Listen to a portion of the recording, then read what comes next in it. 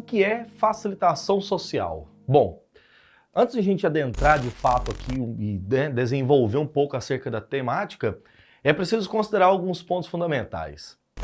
Você trabalha melhor em coletivo, em grupo, junto com outras pessoas, ou prefere trabalhar sozinho, do ponto de vista mais individual? Bom, eu não tenho uma resposta necessariamente para isso, até porque em determinadas questões é necessário trabalhar em grupo, em outras questões, até porque humanamente, fisicamente nós não podemos fazer tudo, mas ao mesmo tempo também me dou bem em determinadas tarefas sozinhos. Esse termo tem origem na psicologia social. Foi Norman Tripler que construiu esse conceito pela primeira vez ali no finalzinho do século XIX, 1898. A ideia dada por ele, tipicamente, é a ideia de que os seres humanos produzem melhor resultado, são produtores de melhores resultados em grupo, coletivamente. Bom, mas da onde viria isso? Tripler tinha uma atividade como hobby, que é famoso por ele mesmo, que era correr de bicicleta.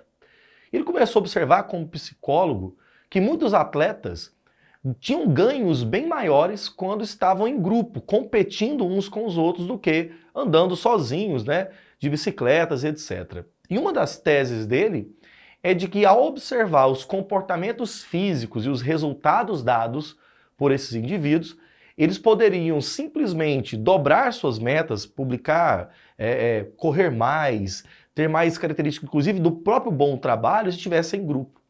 Sabe quem utilizou bastante isso? Lembra daquele movimento intelectual que foi base das grandes fábricas no século XX, chamado de Fordismo? Lembra do Taylorismo, aquelas atividades de produção em massa? Partiam desse pressuposto, inclusive utilizando esses valores da psicologia social. Só que nós podemos observar também que outros autores utilizaram a facilitação social, não no sentido de que todas as tarefas serão melhores desempenhadas, mas que também podem dar resultados até contrários ao que foi proposto. Vamos ver isso. Outro psicólogo também importante que tratou a questão foi Floyd Allport. Allport, dentro das suas teorias de facilitação social, isso já na década de 1920, já no início do século XX, observou até que as fábricas e o ambiente do trabalho fosse muito mais desenvolvido quando tem outras pessoas por perto. A ideia aqui não é simplesmente um ato de competição, mas também por aquela pressão, vamos usar assim essa expressão, aquela pressão que o indivíduo recebe ao ser observado por outra pessoa. Bom, eu particularmente não sou muito fã de determinadas tarefas realizadas com pessoas por perto. Por exemplo, você já tentou digitar mesmo, assim, um trabalho, alguma coisa, com o computador, até no celular, com uma pessoa observando o que você digita? Eu, particularmente, automaticamente tenho erros muito mais fáceis assim, de ser cometidos assim. Sabe o que nós podemos concluir? É que dentro da psicologia social, tanto os estudos de Allport como Tripler concluem que a prática da facilitação social ela não é uma prática de todos os grupos sociais ou de todas as tarefas realizadas.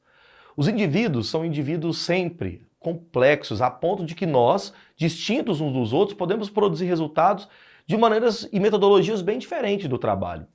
Então, por exemplo, a forma como eu estudo ou a forma como você estuda pode ser bem diferente. Mas isso não significa que a minha tarefa seja melhor desempenhada ou a sua melhor desempenhada. Isso é muito variável. Então, uma das bases fundamentais da facilitação, inclusive hoje, ela é bastante utilizada no campo da administração, no campo da formação, por exemplo, de trabalhadores e tal, é de que é muito necessário olhar especificamente para cada tarefa para a gente conseguir desempenhar a ideia de que a facilitação social seja de fato uma atividade produtiva. Um outro ponto fundamental é que os indivíduos, as pessoas tendem a determinadas atividades ter mais produtividade no momento em que elas têm familiaridade com elas.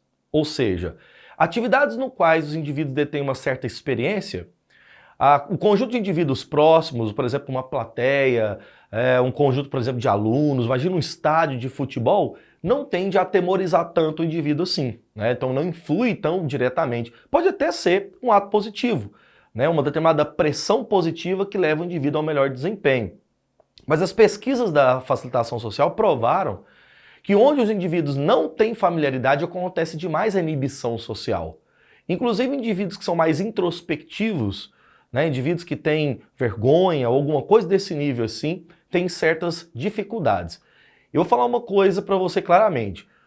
Eu, quando me vejo dando aula, por exemplo, hoje aqui, eu até fico pensando assim, né? Se isso fosse na minha época de ensino médio, com certeza minhas notas seriam bem melhores, eu teria muito mais atividade, desenvolvido muito mais coisas.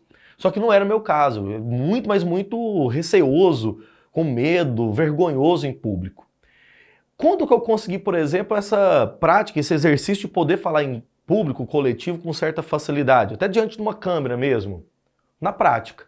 Foi quebrando isso, não foi teoricamente, né? Foi no exercício prático mesmo que eu consegui essa tarefa. Então a facilitação social, hoje inclusive é utilizada por psicólogos até como determinadas demandas assim práticas que o indivíduo vai poder quebrar essas barreiras. Então a facilitação social ela pode ser uma determinada atividade positiva. Porém, ela também pode ser considerada, aí, se não utilizada de modo correto, né, no exagero, como uma prática muito negativa e que vai gerar consequências inimagináveis para os indivíduos. Bom, galera, essa foi a nossa aula sobre facilitação social. Espero que tenham gostado, tá? E aguardo vocês aqui no Brasil Escola, na próxima videoaula, e muito obrigado pela sua audiência.